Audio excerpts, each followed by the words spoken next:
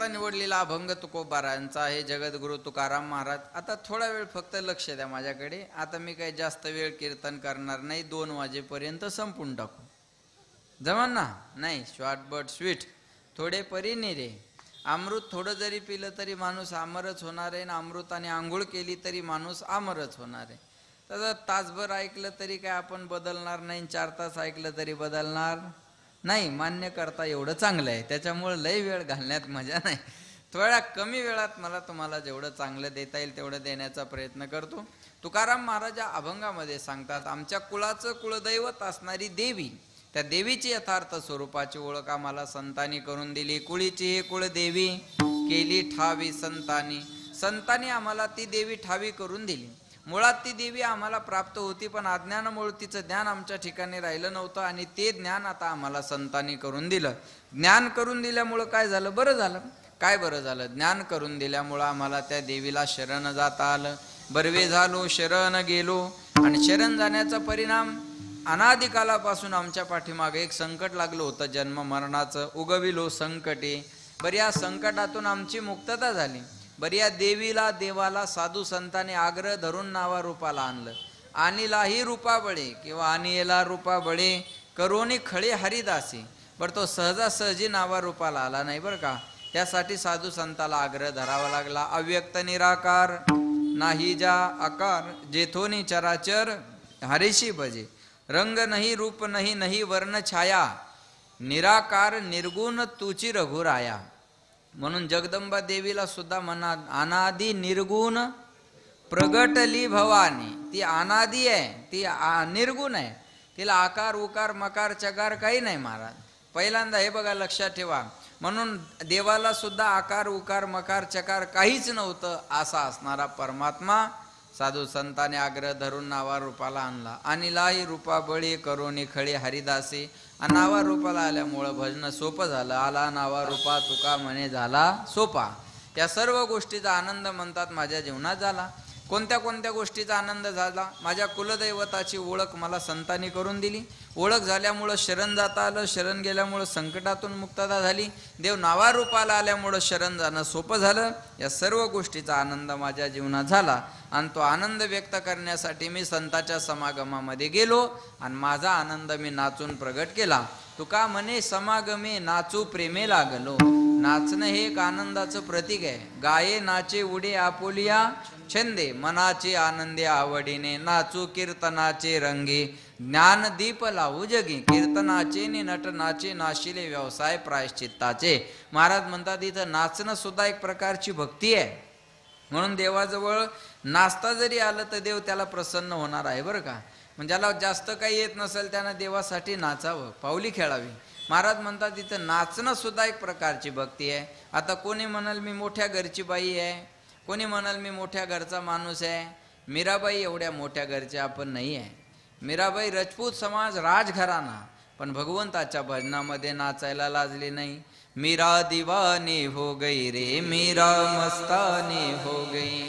राना की रजधानी छोड़ी, लोक लाज सब तोड़ी. मैं तो ऐसी भई बवरिया हो.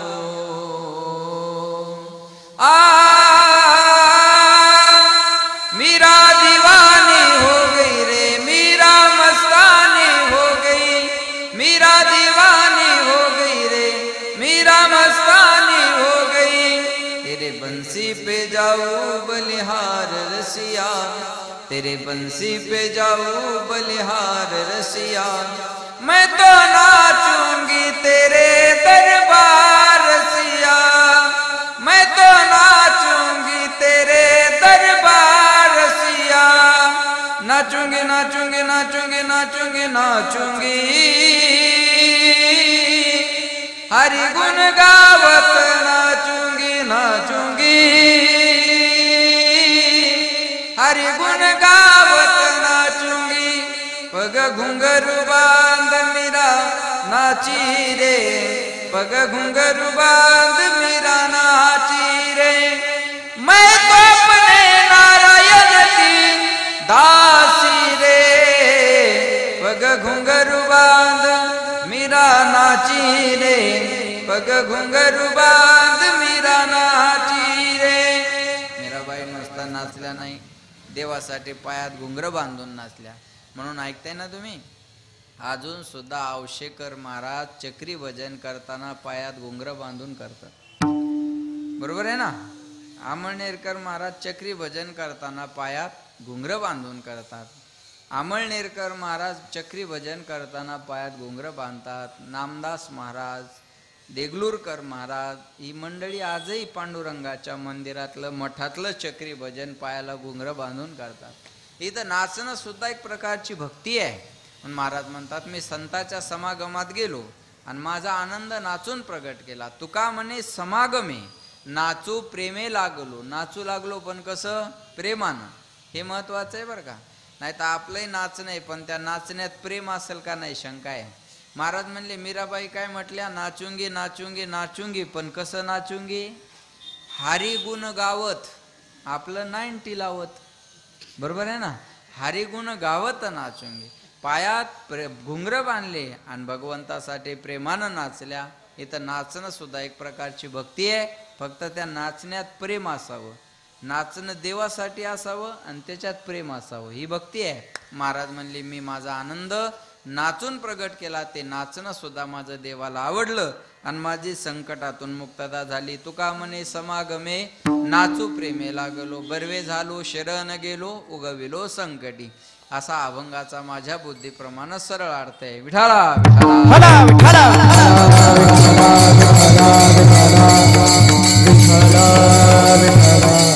तुकाराम महाराजा अभंगामध्ये देवीला शरण जात असताना आपल्याला दिसतात. फार लक्ष देऊन कीर्तन आहे का. तुकाराम महाराजा अभंगात देवीला शरण जात असताना आपल्याला दिसतात. काही वारकरी संप्रदायाच्या अभ्यासू लोकाला, एकनिष्ठ लोकाला पहिला प्रश्न हा निर्माण होईल की महाराज, जगद्गुरु तुकाराम महाराज हे पांडुरंगाचे एकनिष्ठ भक्त आहेत आणि पांडुरंगाचे एकनिष्ठ भक्त असणारे तुकाराम महाराज आज देवीला शरण का जातात? पांडुरंगाचे एकनिष्ठ भक्त कोण आहेत? तुकाराम महाराज. हे मी सांगितलं का? नाही, महाराजांच्या मुखातले प्रमाण आहे.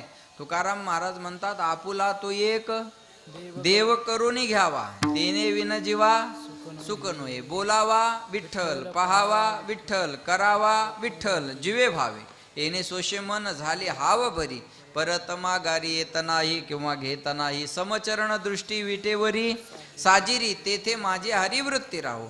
विठ्ठल बाप माय चुलता, विठ्ठल भगिनी आणि भ्राता. विठ्ठल आमुचे जीवन, आगम निगमाचे स्थान. एक धरीला चित्ती, आम्ही रखुमाईचा पती. आम्ही आमच्या चित्तामध्ये धारण केला असेल तर रखुमाईचा पती म्हणजे पांडुरंगाला धारण केलेला आहे. महाराज म्हणले, शतखंड माझी होईल रसना, तरी या वचना पालटेल. पांडुरंगाला सोडून इतर देवाची स्तुती आम्ही करतही नाही आणि ऐकतही नाही. हे मी तुळजापुरात बोलतोय. काय म्हणले?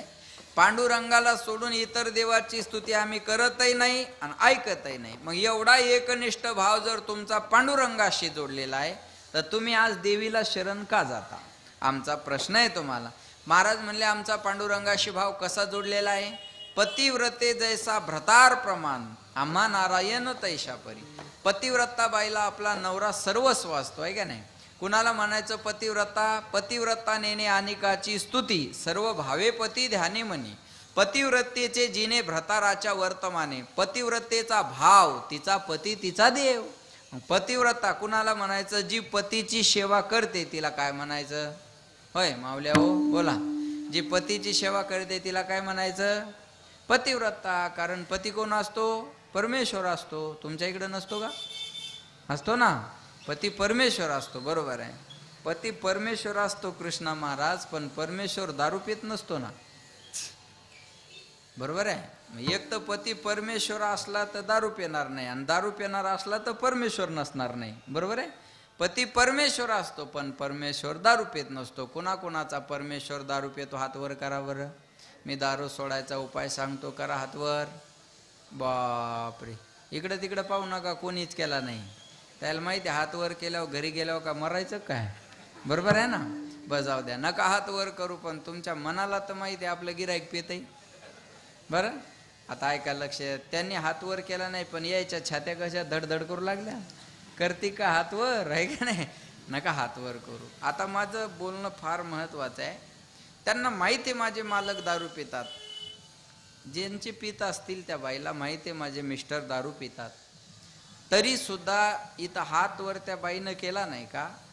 माझे मालक जरी दारू पित असले तर एवढ्या माणसात हात वर करून पतीची इज्जत घालवणं हा पतिव्रतेचा धर्म नाही, म्हणून त्या बिचाऱ्याने हात वर केला नाही. बरोबर?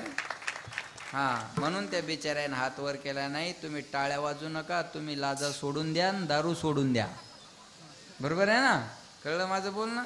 तिने एवढ्या माणसात आपली इज्जत ठेवली ना बाबा, आता आपण याच्यानंतर तिला हात वर करायची वेळच येऊ देणार नाही, असा संकल्प करा. कारण हे बघा, एक दारू गांजा मत पिओ यारो, मी माझ्या मनाचं काही बोलणार नाही. दारू गांजा मत पिओ यारो, अक्कल गुम हो जाती है, अपने पल्लों का दाम खर्च कर मुंह में मिट्टी आती है. नशा करायची हरिनामाची करा, जाम पर जाम क्या पीते हो आधी रात में उतर जाएगी, प्याला पिओ हरिनाम का पूरी जिंदगी सुधर जाएगी. हरिनामाची नशा केल्यानंतर दुसरी नशा करायची गरज पडत नाही, दुसरी नशा करायची गरज पडत नाही. महाराज म्हणले ब्रह्मरस घेई काढा, तिने पिढा वारी. काढा घ्या, पण कशाचा घ्या? ब्रह्मरसाचा. आपण कशाचा घेतो? सोमरसाचा. थोडासा फरक आहे. ब्रह्मरसाचा काढा घ्या. कसा जरी असला तर त्याची सेवा करणं हा पत्नीचा काय मावल्या हो धर्म आहे. कारण आमच्या मराठवाड्यात गावाकडे तिकडं हिंगोली जिल्ह्यात एक म्हण आहे बघा, पदरी पडलं धोड, बरोबर, आणि सांगून कराव गोड. असंच आहे ना. कसं जरी असलं तर ते कोण आहे? माझा परमेश्वर आहे. भला हो बुरा हो कैसा भी हो, भला हो बुरा हो कैसा भी हो, मेरा पति मेरा देवता हो, मेरा पति मेरा देवता हो. कसा जरी असला तर माझ्यासाठी माझा कोण आहे? परमेश्वर आहे, देव आहे. त्याची सेवा करणं हा पत्नीचा धर्म आहे. आम्हा नारायण तैशा परी. आम्ही पांडुरंगाला एवढं जपणारी माणसं आहे, लक्षात ठेवा. महाराज मग एवढा एकनिष्ठ भाव तुमचा पांडुरंगाशी जोडलेला आहे, लक्ष देऊन ऐका बरं का. मग तुम्ही आज देवीला शरण का जाता? तुमचा एवढा भाव जर पांडुरंगाशी जोडलेला आहे तर तुम्ही देवीला शरण का जाता? आणि शरण जाण्यानं तुमच्या एकनिष्ठतेत बाधा येत नाही का? तर ऐका, पहिला प्रश्न आहे, तुम्ही देवीला शरण जाता का? महाराज म्हणले हो, जात. फायदा